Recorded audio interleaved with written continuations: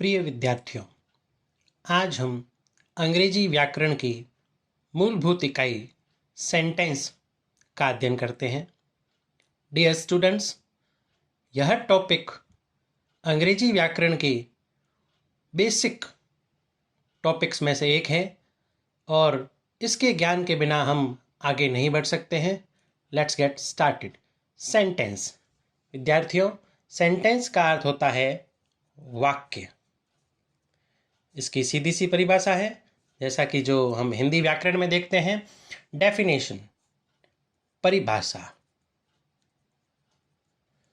A group of words that conveys sense is called sentence.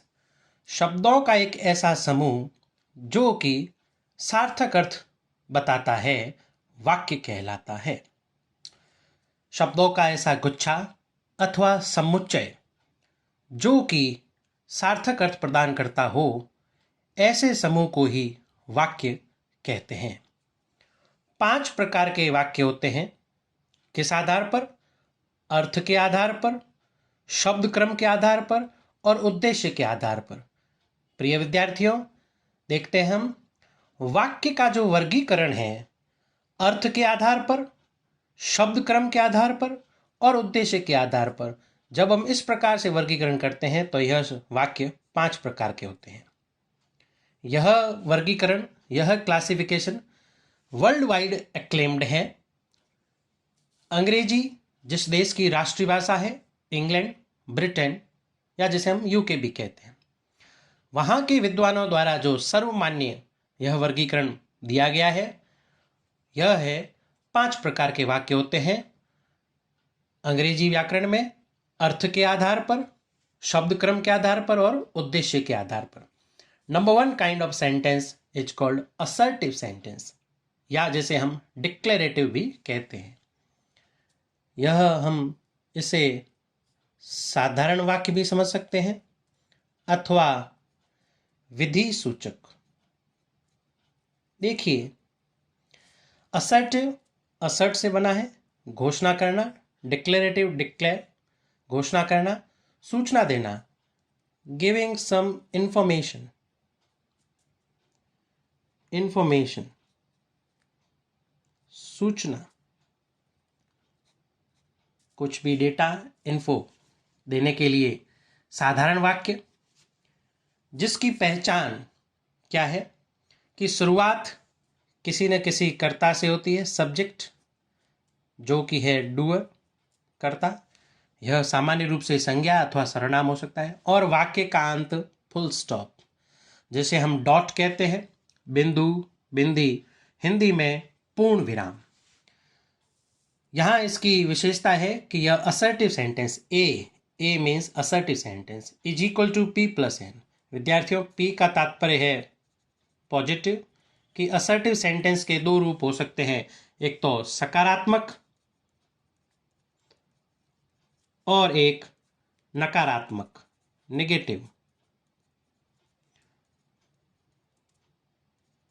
नकारात्मक।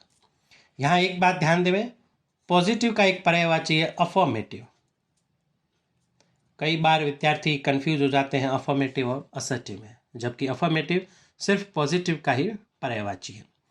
Assertive is equal to positive और affirmative, और negative जैसा कि नकारात्मक। एग्जाम्पल से हम समझते हैं, आई एम ए टीचर, यह सकारात्मक वाक्य है, आई सब्जेक्ट है यहाँ। Next sentence example, I am not a doctor, यहाँ नॉट है सहायक क्रिया के बाद में, मैं चिकित्सक नहीं हूँ, जबकि पहले वाक्य में मैं एक शिक्षक हूँ, जबकि यहाँ मैं एक चिकित्सक नहीं हूँ। भले ही यह नकारात्मक है, लेकिन यह सीधा अर्थ बता रहा है, जिसे हम कहते हैं वाच्यार्थ। सीधा अर्थ है, वह वाक्य असर्टिव कहलाता है। It is use to make statement, कथन, जैसा कि अभी आपको बताया, सूचना देने के लिए, एंड इंफॉर्मेशन, सूचना देने के लिए। नेक्स्ट सेंटेंस इंटीरोगेटिव सेंटेंस, प्रश्नवाचक वाक्य। प्रश्नवाचक वाक्य, जैसा कि नाम से स्पष्ट है, इंटीरोगेशन, कुछ प्रश्न पूछे जाते हैं। इसकी वाक्य संरचना देखें, वाक्य की शुरुआत किसी न किसी WH वर्ड फैमिली के शब्द से होती है, वाट, वैन, वेयर, कहीं। और नेक्स्ट या तो ऑक्सिलरी वर्ब हेल्पिंग वर्ब सहायक क्रिया से। इसकी सबसे महत्वपूर्ण बात है वाक्य का अंत प्रश्नवाचक चिन्ह से होता है। The mark of interrogation question mark. यदि ये नहीं है तो वह वाक्य प्रश्नवाचक वाक्य नहीं है। एग्जाम्पल, हु आर यू, तुम कौन हो। हैव यू टेकन लंच, ये ऑक्सिलरी है प्रेजेंट परफेक्ट की। It is used to make questions, जैसा कि अभी आपको बताया प्रश्नवाचक वाक्य। विद्यार्थियों, यह वर्गीकरण प्रयोग के आधार पर दिए गए हैं। व्यवहार में ज़्यादातर वाक्यों में प्रयोग असर्टिव सेंटेंसेस का यूज करते हैं हम दैनिक बोलचाल की भाषा में अथवा लेखन कार्य में। और फिर उसके बाद आता है प्रश्नवाचक और तीसरा एम्पेरेटिव। एम्पेरेटिव का अर्थ है आज्ञार्थक वाक्य या आज्ञासूचक वाक्य, जैसा कि सामान्यतः कमांड या ऑर्डर निहित होता है। इसकी वाक्य संरचना हम देखते हैं। वाक्य विन्यास, सेंटेंस की शुरुआत वर्ब की फर्स्ट फॉर्म से ही होती है और अंत फुल स्टॉप। या ध्यान दें, असर्टिव सेंटेंस में भी वाक्य के अंत में फुल स्टॉप था, लेकिन यहाँ इम्पेरेटिव में सब्जेक्ट नहीं है, वर्ब की फर्स्ट फॉर्म बेस फॉर्म है जो कि मुख्य क्रिया की मेन वर्ब की, जबकि यहाँ सब्जेक्ट का लोप होता है। Example, go there, go there. Order command निहित है, आपको आदेशित किया जाता है कि आप वहां जाएं। दूसरे प्रकार का भाव, प्लीज या काइंडली जहां लिखा है तो यह विनती का भाव बोध हो रहा है, रिक्वेस्ट। अनुनय विनय हो रहा है, प्लीज चेक माई कॉपी अथवा काइंडली चेक माई कॉपी, कृपया मेरी कॉपी चेक करें। यहाँ आदेश का भाव नहीं है, यहाँ रिक्वेस्ट का भाव है। नेक्स्ट देखते हैं, don't wear this dress, never tell a lie. Don't और नेवर ये जो दो शब्द है ये बता रहे हैं निषेधात्मक भाव, प्रोहिबिशन निषेध का, मनाही वर्जित निषेध का भाव।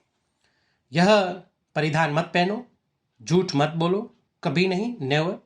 ये दोनों जो शब्द है डोंट और नेवर ये नेगेटिव है। प्रोहिबिशन मनाही, ऑर्डर है लेकिन निषेध है, निषेधात्मक वाक्य।